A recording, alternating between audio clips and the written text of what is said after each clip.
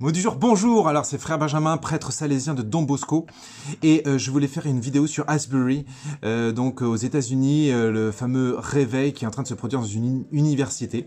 Je trouve qu'il y a plein de choses passionnantes à dire dessus, et j'ai envie de faire une petite série de 1 minute chacune, et puis je vais les mettre bout à bout aussi. D'abord, je voulais faire un peu une relecture entre guillemets catholique, mais chrétienne quoi, tout simplement. D'abord, je voulais parler de la puissance de la louange. Ça, c'est vraiment quelque chose. Effectivement, on n'en parle pas assez. Vous voyez, ça tourne un petit peu en fond. La puissance de la louange, alors ça, c'est vraiment quelque chose qui est énorme.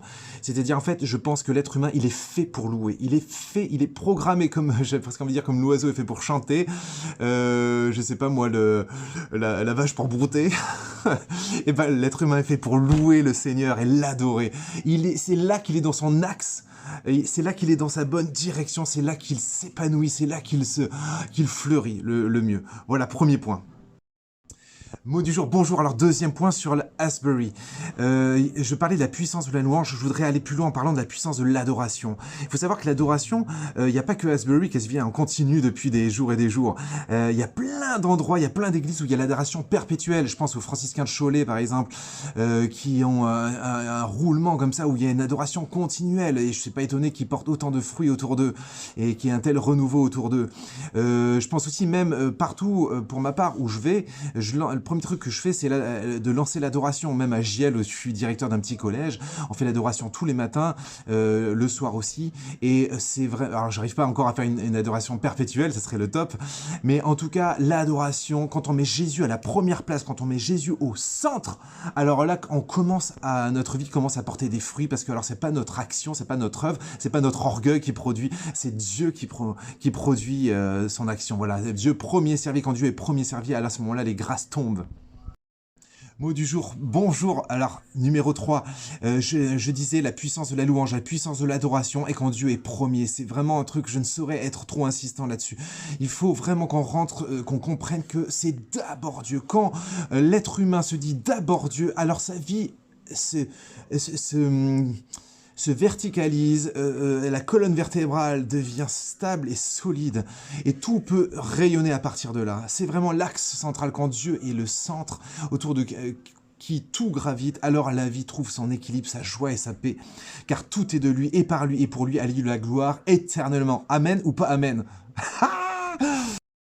Quatrième petit point, toujours sur Asbury, la question du réveil. Alors le réveil, c'est vrai, c'est un peu une terminologie qu'on peut associer aux protestants, aux évangéliques, etc. Mais c'est très bien, c'est un bon mot. Oui, on a besoin d'un réveil, les gars.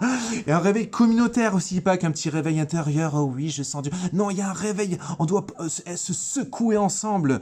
Il faut que les chrétiens se réveillent. Si vous devenez ce que vous êtes, les chrétiens, on mettra le feu au monde. Mais vous vous rendez compte dans quel état est le monde si nous on se réveille pas? Mais il va se passer quoi si les chrétiens n'est pas chrétien, et si les chrétiens n'est pas chrétien jusqu'au bout du trognon? Mais à quoi ça sert? Lâche-la faire de suite. Donc vraiment, le réveil, c'est pas que Asbury, c'est toi, là où tu es. Et puis, en plein d'endroits aussi, je pense à tous ces lieux de pèlerinage où le bon Dieu est apparu, où la Sainte Vierge apparaît. Je vais vous raconter, moi, où j'ai vécu mon réveil dans le prochain mot.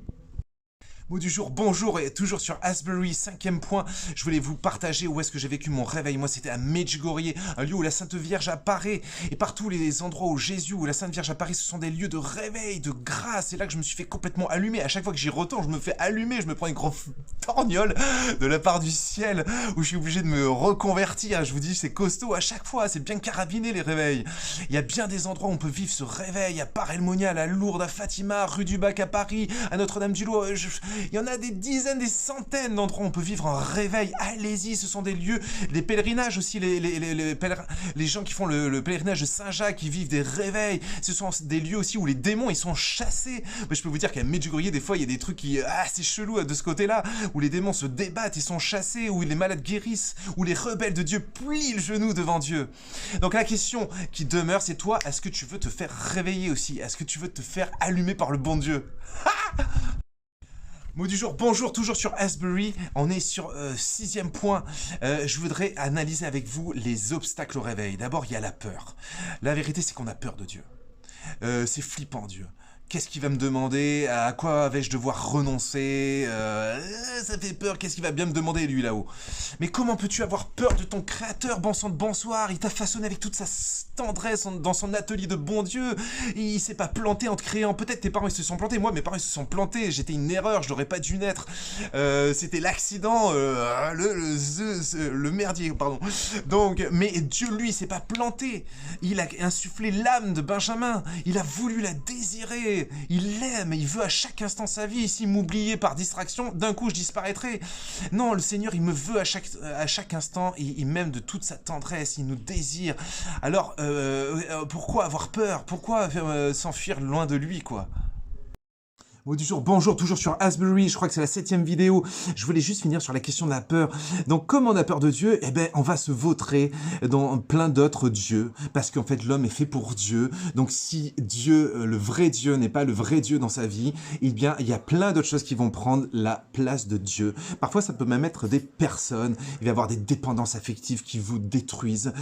Parfois, ça va être des choses, des substances. Ça va être les écrans, ça va être le porno, ça va être l'alcool, la cigarette et autres drogues et autres dépendances en tout genre. Vous voyez, quand Dieu n'est pas premier dans la vie d'un être, il y a toutes sortes de choses qui risquent de prendre la place et on appelle ça des idoles. Gardons-nous des idoles, c'est celles qui nous tirent vers le bas, dans le marasme. Justement, en plus, tu le vois, ce marasme autour de toi, tu le vois en toi, autour de toi. Alors quoi? Tourne-toi vers Dieu, mon ami. Mot du jour, bonjour, toujours sur Asbury, on est cette fois on est sur les obstacles au réveil dans notre vie, et bien l'indignité aussi, ça c'est quelque chose qui revient souvent, des phrases intérieures du genre je ne suis pas digne, j'ai trop péché, ce n'est pas pour moi, c'est pour les gens bien. C'est vraiment non, moi je suis has-been, je suis pas au point, non, c'est pour des gens qui valent le coup. Et bien ça, attention, c'est une très grave tentation. On pourrait penser que c'est de l'humilité de raisonner comme ça, pas du tout, c'est beaucoup d'orgueil. L'humilité consiste au contraire à reconnaître ton besoin et puis je dirais à t'agenouiller devant Dieu, plie le genou et tu grandiras. Ce sentiment d'indignité, il n'est pas de Dieu.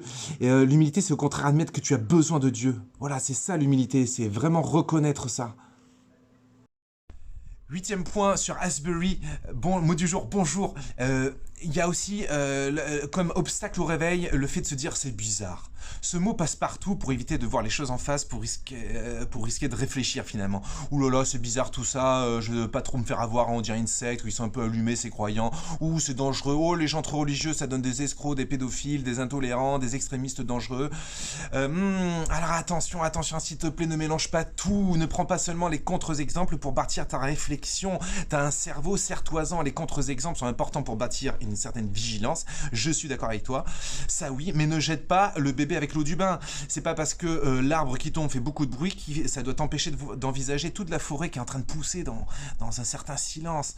T'as un cerveau, serre-toi-en pour faire la part des choses, trop facile de tout mettre dans le même sac. C'est ce qu'on appelle de la mauvaise foi, pour ne pas dire de la fainéantise, une stratégie pour ne surtout pas se poser les bonnes questions. Donc non, oui c'est bizarre, ça veut rien dire, creuse le sujet. Mot du jour, bonjour, je crois que je suis au numéro 9 sur les questions de ce réveil à Asbury.